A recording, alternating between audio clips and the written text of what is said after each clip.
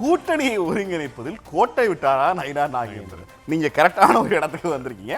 அண்ணாமலை அதை பத்தி என்ன சொல்லியிருக்காருங்கிறத பார்த்தலாம். அண்ணாமலையோட வீடியோ ப்ளீஸ்.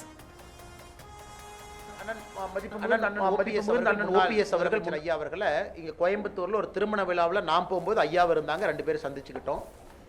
அண்ணன் டிடிவி தினகரன் அவர்கள் அவங்களுடைய கட்சி நிகழ்ச்சிக்காக கோயம்புத்தூர் வந்திருந்தாங்க. தொலைபேசியில் என்கிட்ட பேசினாங்க. நான் அன்போடு நம்முடைய இல்லத்திற்கு உணவுக்கு வர வேண்டும் என்று சொல்லியிருந்தேன். அவர்களும் அதை ஏற்றுக்கொண்டு உணவருந்த வந்திருந்தார்கள். இதுதாங்கண்ணா. மற்றபடி தேசிய ஜனநாயக கூட்டணியில் யார் இணையணும் யார் இணையக்கூடாது என்பதற்கு அகில இந்திய அளவில் தலைவர்கள் இருக்கிறாங்க.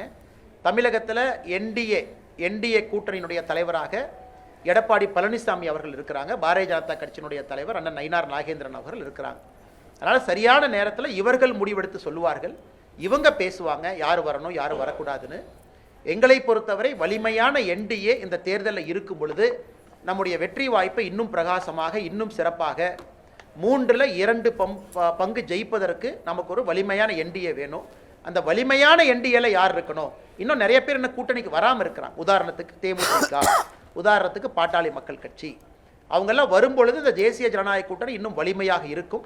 அதனால் சம்பந்தப்பட்ட தலைவர்கள் தகுந்த நேரத்தில் உங்களுக்கு பதில் சொல்லுவாங்கன்னா, நான் ஒரு பதில் சொன்னால் அது தவறாக போயிருக்கேன். ஆனால் முரணெல்லாம் ஒன்றும் இல்லைங்க. நான் ஏற்கனவே சொன்ன என்டிஏ அலையன்ஸுடைய லீடர் யார்? தமிழகத்தில் டிக்ளேர்டு எடப்பாடி பழனிசாமி அவர்கள் டிக்ளேர்டு.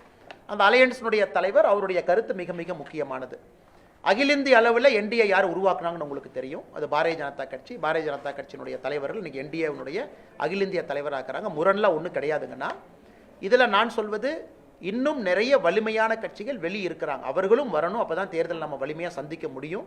அதனால் சரியான நேரத்தில் அத்தரைஸ்டு பீப்புள், நம்முடைய அமித்ஷா அவர்கள், நம்முடைய ஜேபி நட்டா அவர்கள், நம்முடைய அண்ணன் நயினார் நாகேந்திரன் அவர்கள், அண்ணன் எடப்பாடி பழனிசாமி அவர்கள் சரியான நேரத்தில் உங்கள்கிட்ட பேசுவாங்க. இல்லை குழப்பறக்கோ இல்லை குழம்பறக்கோ இல்லை எதுவுமே இல்லைங்கன்னா, எல்லோருக்கும் தேவை ஒரு வலிமையான என்டிஏ. அந்த என்டிஏ எப்படி இருக்கணும் அப்படிங்கிறத தலைவர்கள் சொல்லுவாங்க.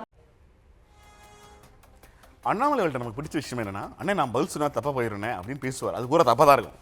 ஏன்னா நான் பேசினா தப்பாயிருன்னு சொல்றதே தப்பான பதில் தான். நீங்க இந்த இன்ஸ்டாகிராம் இன்ஃப்ளூயன்ஸ்லாம் பார்த்தீங்கன்னா, அன்னைக்கு எதேச்சியா நாங்கள் ரோட்டில் போயிட்டு இருக்கும்போது ஒரு டீ கடையை பார்த்தோம்னு ஒரு லைன் ஆரம்பிக்கும். அதே மாதிரி அண்ணாமலை எதேச்சியா ஒரு கல்யாணத்துக்கு போறாரு. அங்கேயும் பார்த்தா டிடி தலைவர் உட்காந்துருக்காங்க. எதேச்சியா ஒரு திருமணத்தில் 2 தலைவர் சந்திச்சுக்கிறதுக்கு இந்த பதில்கள் இருக்கு இல்லையா, இந்த பதில் தான் ரொம்ப தப்பான பதில். அண்ணாமலை தான் என்ன அரசியல் செய்கிறோம் அப்படிங்கிறத எல்லாருக்கும் தெரியப்படுத்துற மாதிரியே செஞ்சுட்டு நான் கவர்மெண்டாக ஒதுங்கிக்கிறார். இந்த கால் ஆக்சுவலாக தமிழ்நாடு அரசியல் ரொம்ப ரசிக்குது. திரும்ப டிடிவியை ஜனவரி மாதத்துக்கு முடிவை தள்ளி போட சொன்னது, ஓபிஎஸ்ஐ மீட்பு குழுவிலிருந்து கழகமாக மாற்ற சொன்னது, பின்னாடி இருந்து தீவிரமாக அவங்க 2 பேரும் இயக்குறார் அப்படின்னு நான் நம்புறேன்.